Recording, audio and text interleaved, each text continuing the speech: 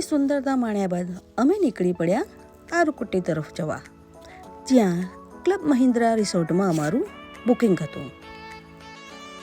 રિસોર્ટના પ્રવેશદ્વારે ફૂલોની રંગોળી એટલી સરસ હતી અને પરંપરાગત વેશભૂષામાં સ્ટાફે અમારું ખૂબ જ સરસ રીતે ઉષ્માભર્યું સ્વાગત કર્યું.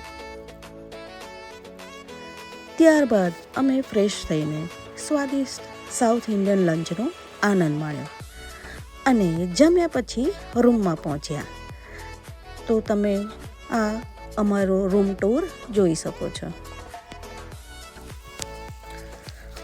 રૂમની બાલ્કનીમાંથી દેખાતો સમુદ્રનો નજારો ખરેખર મનમોહક હતો.